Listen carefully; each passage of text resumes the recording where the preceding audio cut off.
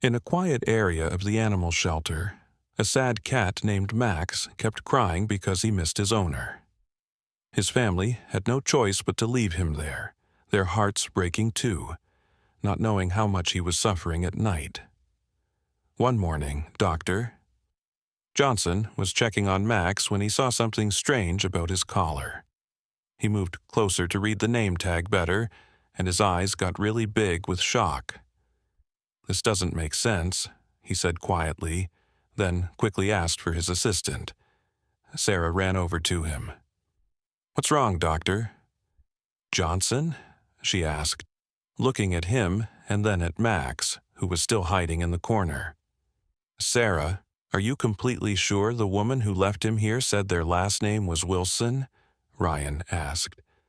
Sarah looked puzzled. "Yes, she said her name was Helen and her husband was Robert." "Why do you want to know?" Ryan stopped, looking worried. "Because that's not what this tag says." Max had been crying without stopping since he got to the shelter.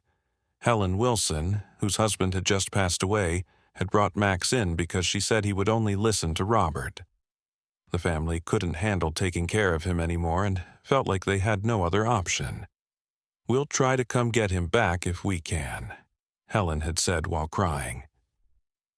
Ryan had put Max in a kennel, watching sadly as the cat pushed himself against the wall, still making quiet crying sounds. While it was normal for animals to be sad, Max seemed more broken-hearted than any animal Ryan had ever seen. "I need to go check on Max again," Ryan told Sarah later, still upset by what he had found. He saw Max in his kennel with his paws over his face. When Ryan got down low, he could see the collar was still around Max's neck.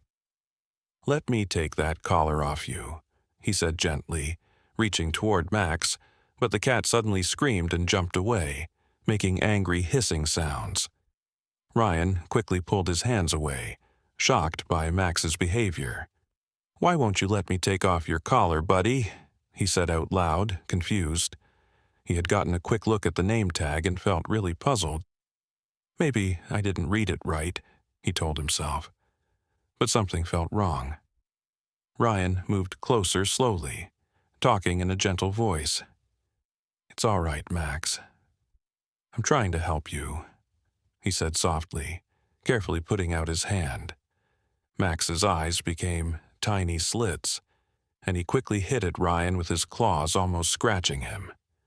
Ryan realized that forcing it wouldn't work, so he backed away, annoyed but still wanting to help. Ryan knew Max was protecting something important, something that scared him more than being sad. With shaking hands, Ryan came back with treats, his heart beating fast with desperate hope. "Please, Max, let me help you," he said quietly, his voice almost breaking. The cat's eyes burned with distrust, but being hungry won. As Max ate the treat, Ryan took his chance, moving closer very slowly until the name tag became clear. Ryan's heart started beating really fast. "Oh, wow," he said quietly. The name, carved into the metal tag, wasn't what he had thought it would be. This discovery was going to change everything. "Sarah, can you come here right now?" he called out with urgency. She ran over, sensing something was wrong. "What's going on?" she asked, looking back and forth between Ryan and Max. Ryan pointed at the collar. Whatever was written on that tag was about to turn their world completely around. Ryan was trying to figure out a mystery that seemed to get more confusing with every new hint. Each bit of information he discovered just created more questions. "Sarah, do you know Helen's full name? And are we totally certain the family name is Wilson?" he asked quickly, his mind racing with ideas. Sarah looked shocked and confused. "I'll have to look at the paperwork." "What's wrong? Why are you asking?" she said, noticing how worried Ryan looked. "The name on this tag doesn't match what we were told," Ryan answered, his voice showing both confusion and worry. Sarah's eyebrows went up in surprise. It doesn't match? Then whose name is it? She stopped talking, suddenly realizing what this could mean. I'll go look at the records right now, she said, turning to walk away quickly. Ryan looked at the tag again, trying to read the name that was carved into the old, beaten-up metal. It was like trying to read words that had been scratched into an old-school desk. Very light and almost impossible to see. Max kept moving around trying to get more treats, which made it even harder for Ryan to get a clear look. Ryan was getting annoyed. It felt like the collar had the answer to everything, but it wouldn't share its secret. Sarah came back holding a file folder. Yes, they are definitely the Wilson family. Helen, Margaret, Wilson Taylor, and Robert William Wilson, she said for sure. Ryan's mind was spinning. If that was true, then why didn't the name on the tag match what they knew? It was like trying to push a square piece into a round hole. Nothing was adding up. He looked at Max, who had wrapped himself around his collar like it was his most valuable possession. Ryan could tell that trying to take the collar away would only make Max more upset. Ryan breathed out heavily and decided to leave Max alone for now, carefully shutting his kennel. But his mind couldn't stop thinking about this mystery. He had to find answers. Ryan's hands shook as he searched through Max's medical records, his heart racing with each page. 6 years of doctor visits, but Max was clearly older, much older. Someone else had loved this cat before, someone whose name had been purposely hidden. The truth was buried somewhere, and Ryan would discover it. The next thing Ryan had to do was go to the Wilson family's house. Maybe they had the missing piece to solve this mystery. Before leaving, Ryan told Sarah and Nina what he was doing. "I'm going out for a bit," he said. "Call me if anything important happens." They agreed. They were used to Ryan's sudden detective work. Ryan got in his car and put Helen's address into his GPS. The mystery of the collar kept bothering him as he drove. His head was full of theories. What if Max had been part of something bigger? What if someone had erased the name on the collar on purpose? He pushed down on the gas pedal, driven by his curiosity. When Ryan got to the Wilson mansion, fear filled his chest as he walked up to the big front door and knocked. "Sorry for the interruption. Before we continue with the story, I kindly ask you to like the video and subscribe to this channel. It is very important for us. Thank you very much." After a short while, the door slowly opened to show a woman who clearly wasn't Helen. "Hi, I'm here because of Max, Helen's cat." "I really need to talk to her," Ryan said, hoping what he was asking wouldn't seem too weird. The woman gave him a puzzled look before she replied. "Oh, my mom isn't here right now," she said, then continued, "but I might be able to help you." Ryan paused for a second. This wasn't what he thought would happen, but he chose to give it a try. "Could I maybe look at some old family pictures from around 6 years back? I'm trying to find out more about Max." Susan was shocked by what he asked, but didn't seem upset about it.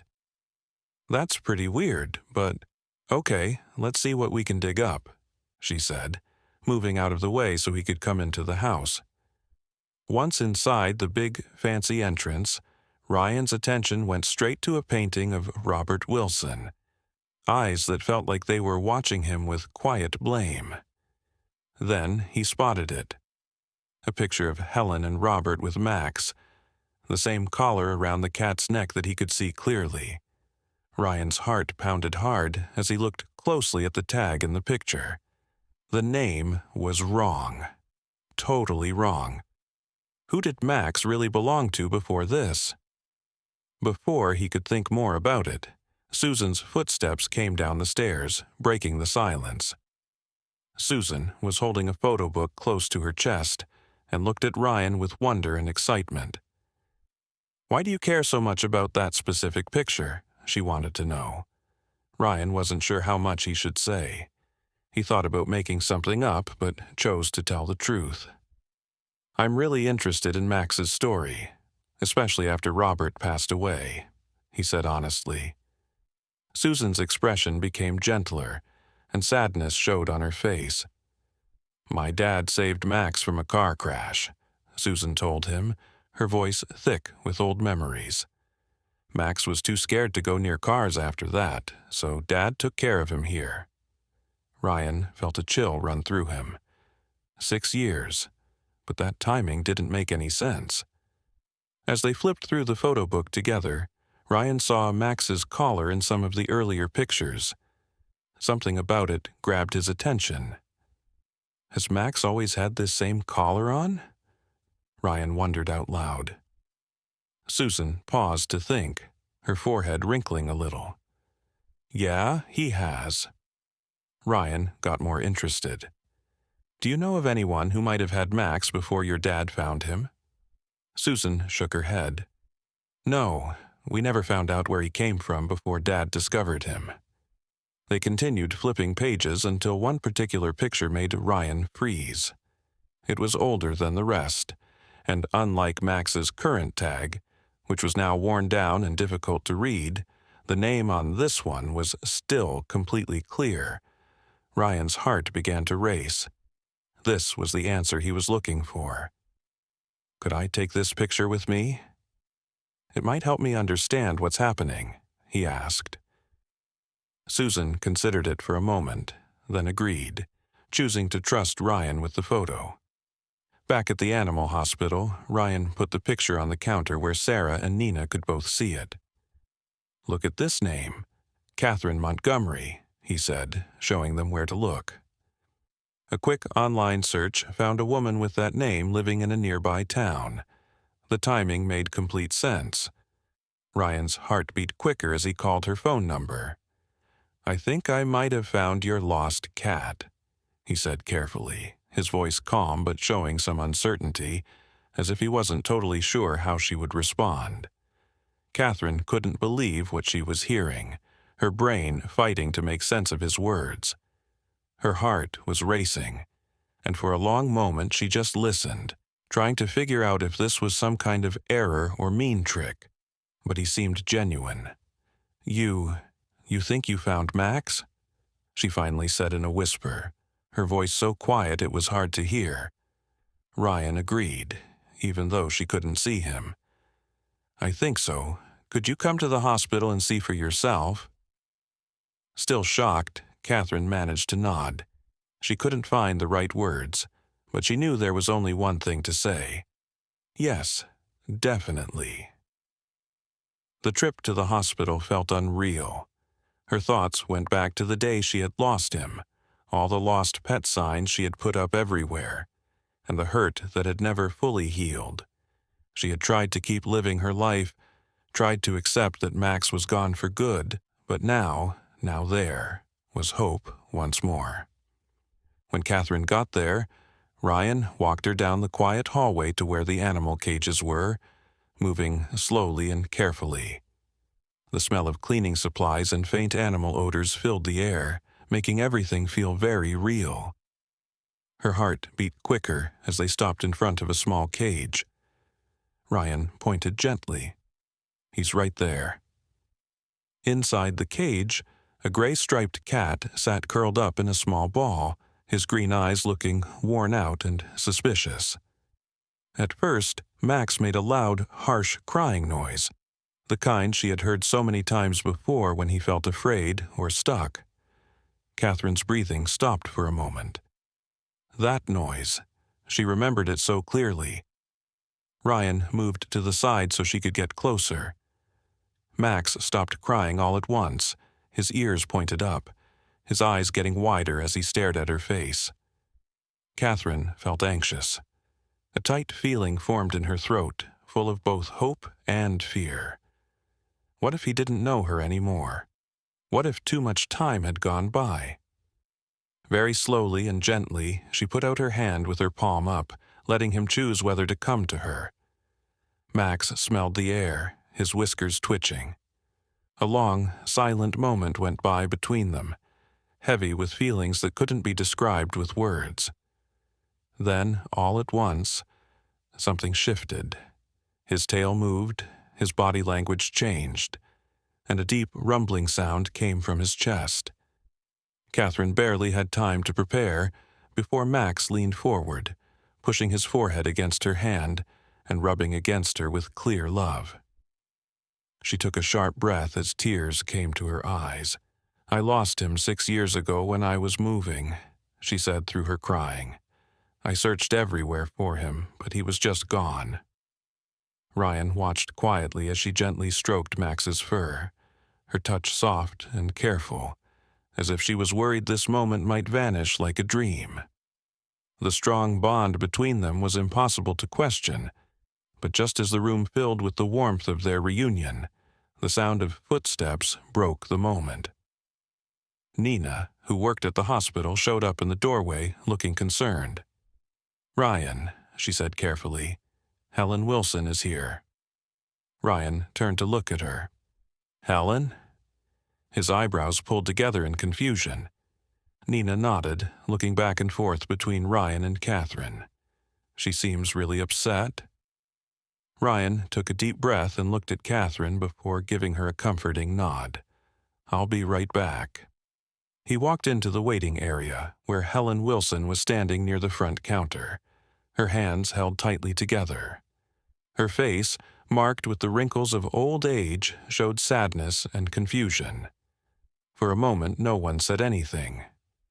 "I heard that you found a cat," Helen finally said, her voice calm but shaky. Ryan nodded. "Yes, we did." Helen swallowed with difficulty. Is it Max?" Catherine had quietly followed and was standing just behind Ryan. As she stepped forward, she looked into Helen's eyes, and something wordless happened between the two women. The talk that came next was hard at first, with both women holding on to their own hurt and their own idea of what was true.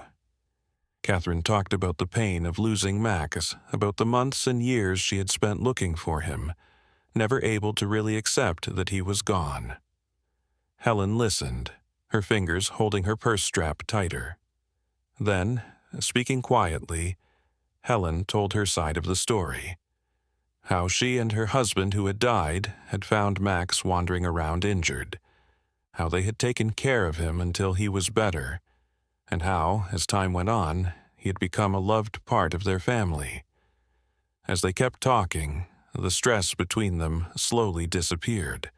There was no blaming or anger, only love for the same cat. Their stories fit together in a way that neither woman had thought possible, building a connection of understanding between them. After a long silence, Helen breathed out quietly. "I guess he's always had 2 families, hasn't he?" Catherine looked at her, then slowly agreed. "Yes, I think he has." And so, after thinking about it seriously, they made a choice, one that neither had imagined but both felt was correct. Max would have 2 homes, 2 families, and all the love he had ever known. Ryan watched as they came to their agreement, feeling deeply happy. Max's journey had come full circle. Sometimes love wasn't about making someone pick, sometimes it was about sharing. Did you like this story? Would you ever consider sharing your pet with another caring family? Tell us your thoughts in the comments. If this story touched you, don't forget to subscribe to the channel and give it a thumbs up. Sometimes the right answer isn't the one we imagine at first. Thank you for watching, and see you in the next video. Wishing you a wonderful day.